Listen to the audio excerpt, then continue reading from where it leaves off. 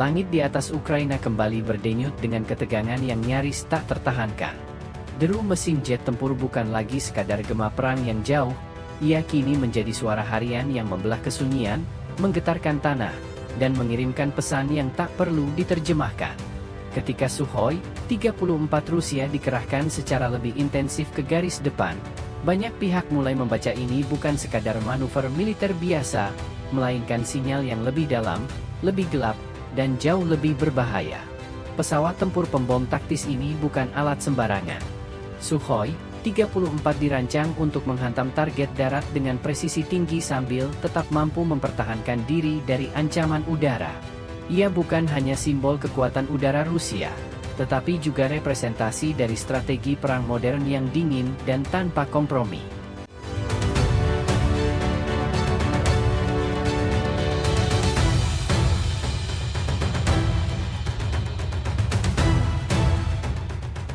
Ketika ia muncul di langit Ukraina, itu berarti satu hal, sesuatu yang lebih besar sedang dipersiapkan. Di darat, pasukan Ukraina terus bertahan dengan kombinasi keberanian dan keterbatasan. Sistem pertahanan udara mereka bekerja tanpa henti, mencoba menahan gelombang serangan yang datang dari berbagai arah. Namun kehadiran Sukhoi 34 membawa tantangan baru. Dengan kemampuan terbang rendah dan sistem elektronik canggih, pesawat ini mampu menghindari radar dan menghantam target penting sebelum sempat dicegah. Sementara itu, dunia menyaksikan. Negara-negara NATO, yang selama ini menjadi pendukung utama Ukraina, kini berada dalam posisi yang semakin rumit. Mereka tidak hanya menghadapi dilema militer, tetapi juga tekanan politik dan risiko eskalasi global. Setiap langkah harus dihitung dengan presisi. Terlalu lambat berarti memberi ruang bagi Rusia untuk mendominasi, terlalu cepat bisa memicu konflik yang lebih luas. Di ruang-ruang rapat tertutup, diskusi berlangsung dengan nada yang semakin serius.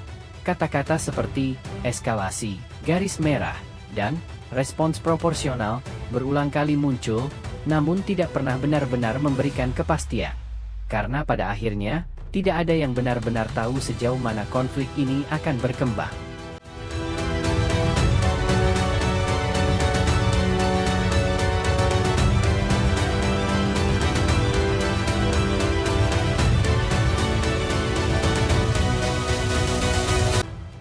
Dan di tengah semua itu, langit tetap berbicara. Setiap misi Sukhoi 34 membawa pesan psikologis yang kuat. Ia bukan hanya menyerang target fisik, tetapi juga membentuk narasi, bahwa Rusia masih memiliki kendali, masih memiliki kekuatan, dan masih mampu menekan kapanpun diperlukan. Ini adalah perang yang tidak hanya terjadi dengan peluru dan bom, tetapi juga dengan persepsi dan ketakutan. Namun, Ukraina bukan tanpa jawaban. Dalam beberapa bulan terakhir, mereka telah menunjukkan kemampuan adaptasi yang mengejutkan. Dari penggunaan drone hingga taktik gerilya modern, Ukraina terus mencari celah untuk menyeimbangkan permainan. Bantuan militer dari Barat, meskipun datang dengan berbagai syarat, tetap menjadi faktor penting dalam menjaga garis pertahanan mereka. Meski begitu, bayang-bayang Sukhoi 34 tetap menggantung. Ada sesuatu yang berbeda kali ini. Intensitasnya meningkat, frekuensinya bertambah, dan target-target yang disasar tampak semakin strategis. Infrastruktur penting, jalur logistik, hingga titik-titik komunikasi menjadi sasaran yang tidak bisa diabaikan. Ini bukan lagi sekadar tekanan, ini adalah upaya sistematis untuk melemahkan dari dalam. Di sisi lain, masyarakat sipil kembali menjadi pihak yang paling terdampak. Sirene peringatan udara yang dulu mungkin terasa asing, kini menjadi bagian dari rutinitas. Anak-anak belajar mengenali suara jet seperti mereka mengenali suara hujan. Ketakutan menjadi sesuatu yang akrab, sesuatu yang harus diterima agar bisa terus bertahan. Dan dunia terus menonton, menganalisis, dan berspekulasi. Ada yang melihat ini sebagai fase baru dalam konflik. Ada yang menganggapnya sebagai langkah terakhir sebelum sesuatu yang lebih besar terjadi. Namun yang pasti, semua mata kini tertuju ke langit Ukraina, menunggu, mengamati, dan mungkin sedikit menahan napas. Karena ketika kekuatan seperti Sukhoi 34 mulai bergerak dengan pola yang berbeda, itu jarang terjadi tanpa alasan. Pertanyaannya bukan lagi apakah situasi akan memburuk. Pertanyaannya adalah, Seberapa jauh ini akan pergi? Dan dalam keheningan yang sesekali dipecah oleh dentuman jauh, jawabannya masih menggantung, gelap, tidak pasti, dan semakin mendekat. Dalam beberapa jam terakhir, laporan tidak resmi mulai bermunculan tentang peningkatan frekuensi sorti, tentang jalur penerbangan yang semakin berani menembus zona berisiko, dan tentang sinyal elektronik yang menunjukkan aktivitas lebih intens dari biasanya. Belum ada konfirmasi independen yang benar-benar solid, namun cukup untuk membuat para analis mengernyit dan mulai menghubungkan titik-titik yang sebelumnya tampak terpisah. Jika benar pola ini berlanjut, maka fase konflik bisa bergeser ke tingkat yang lebih tidak terprediksi. Disinilah permainan persepsi menjadi krusial. Setiap pergerakan Sukhoi 34 tidak hanya dihitung dari sisi militer, tetapi juga dari bagaimana ia dibaca oleh lawan.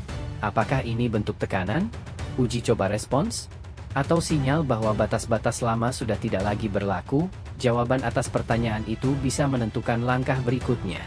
Dan mungkin, tanpa disadari, dunia kini berada di ambang sebuah bab baru, yang ditulis bukan dengan kata-kata, tetapi dengan keputusan-keputusan yang diambil dalam keheningan, di ruang-ruang tertutup, oleh mereka yang memahami betapa tipisnya garis antara pencegahan dan eskalasi.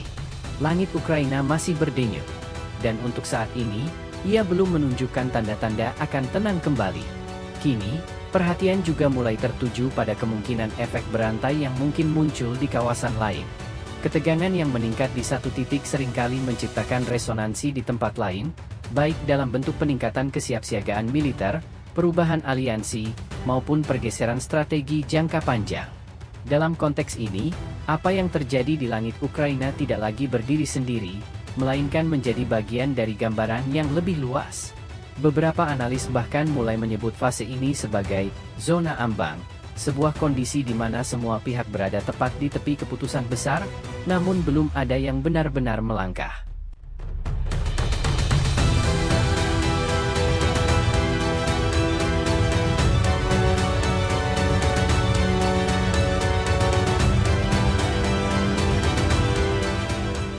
Ini adalah titik paling sunyi sekaligus paling berbahaya, karena disinilah ketegangan mencapai puncaknya tanpa pelepasan yang jelas.